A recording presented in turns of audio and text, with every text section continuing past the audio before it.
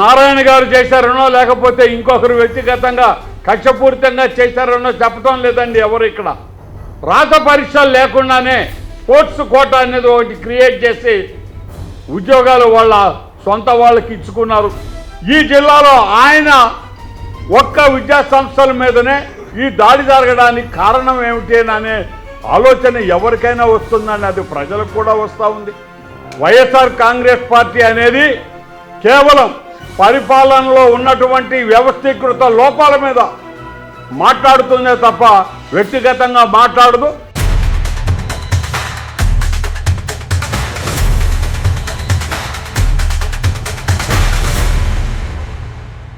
వైఎస్ఆర్ కాంగ్రెస్ పార్టీకి చెందినటువంటి శాసన మండలి సభ్యులందరూ కూడా చంద్రశేఖర్ రెడ్డి గారికి సంఘీభావం ప్రకటించి పార్టీ తరఫున మేమందరం కూడా మీ కుటుంబ సభ్యుల్లో మీకు అండగా నిలబడతామని చెప్పి వాళ్ళందరూ వచ్చి ఇక్కడ మాట్లాడటం జరిగింది. దాని మీద తెలుగుదేశం పార్టీ నాయకులు ఏదో వ్యక్తిత్వ హననం జరిగినట్టు లేకపోతే వ్యక్తిగతంగా మంత్రి గారిని మాట్లాడినట్టు దానిని ప్రజలలో చూపించేదానికి వాళ్ళు నిన్న మాట్లాడిన విధానం చూస్తూ ఉంటే తెలుస్తూ ఉంది. వైఎస్ఆర్ కాంగ్రెస్ పార్టీ ఎప్పుడు కూడా వ్యవస్థలో ఉన్నటువంటి లోపాల గురించో అధికారంలో రావడానికి తెలుగుదేశం పార్టీ ప్రజలకు ఇచ్చినటువంటి వాగ్దానాలు ఏవైతే ఉన్నాయో వాటిల్ని వారు విస్మరించినప్పుడు ఆ అంశాలని సంఘటితంగా లేవనెత్తడం జరుగుతుందే తప్ప ఏ రోజు కూడా ఈ జిల్లాకు సంబంధించినంత వరకు ఈ జిల్లా నాయకుని ఆలోచనలు కానీ మరి జిల్లా అధ్యక్షుడి ఆదేశాల మేరకు ఆలోచన మేరకు ప్రభుత్వ అధికారుల్ని కలిసినప్పుడు ఎప్పుడు కూడా అది కలెక్టరేట్ కావచ్చు, లేదంటే అంబేద్కర్ విగ్రహం కావచ్చు, లేదంటే రాజశేఖర రెడ్డి గారి విగ్రహం కావచ్చు, ఎక్కడ కూడా వ్యక్తిగతాల జోలికి వెళ్ళటం జరగలేదండి.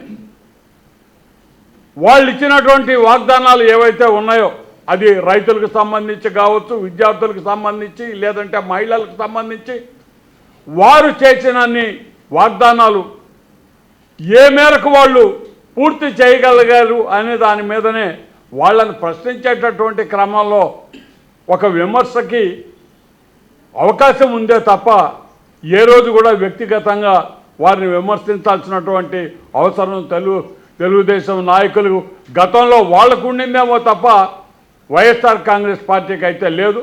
మరి అదే విధంలో ఈరోజు జరిగినటువంటి చంద్రశేఖర్ రెడ్డి గారి విద్యా సంస్థల మీద జరిగినటువంటి దాడి నారాయణ గారు చేశారనో లేకపోతే ఇంకొకరు వ్యక్తిగతంగా కక్షపూరితంగా చేశారనో చెప్పడం లేదండి ఎవరు ఇక్కడ. ఆ వ్యవస్థలో లోపం, డిఎస్సిలో మోసం జరిగింది, డిఎస్సిలో అర్హత కలిగిన వారికి అన్యాయం జరిగింది.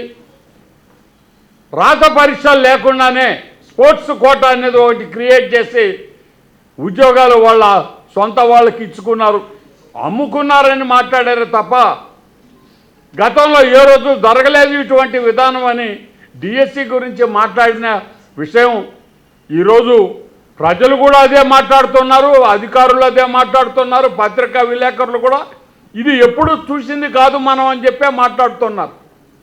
మరి ఆ విషయాన్నే చంద్రశేఖర్ రెడ్డి గారు అతను విద్యా సంస్థలు నడిపేటటువంటి వ్యక్తి కాబట్టి పూర్తి ఆధారాలతో అతను ఈ ప్రభుత్వం చేసినటువంటి ఈ మసకబారు పనిని ఆయన లేవనెత్తేటప్పటికీ వాళ్ళ విద్యా సంస్థల మీద రైట్స్ జరగటం అనేది అది కాకతాళీయమా లేకపోతే కావాలన్నా అనేది పక్కనుంచితే ఈ జిల్లాలో ఆయన ఒక్క విద్యా సంస్థల మీదనే ఈ దాడి జరగడానికి కారణం ఏమిటి అనే ఆలోచన ఎవరికైనా వస్తుందని అది ప్రజలకు కూడా వస్తూ ఉంది. అంతే తప్ప ఎవరో కావాలని కక్షపూరితంగా నారాయణ గారిని ఎవరు ఏం మాట్లాడటం లేదండి. ఎందుకంటే ఆయన కూడా చంద్రశేఖర్ రెడ్డి గారి మాదిరే విద్యా సంస్థలు నడుపుతున్నటువంటి వ్యక్తి. ఏ రోజు కూడా ఎవరు అతని గురించి ఒక మాట తప్పుగా అన్నటువంటి పరిస్థితి లేదు. ఎవరైనా అని ఉంటే అక్కడే పక్కన కూర్చొని ఉండరు. ఈరోజు నారాయణ గారికి అది జరిగిపోయింది ఇది జరిగిపోయిందని మాట్లాడేవాళ్ళు చేస్తుంటారే తప్ప ఇంకెవరు ఏమీ చేయలేదండి ఆయన.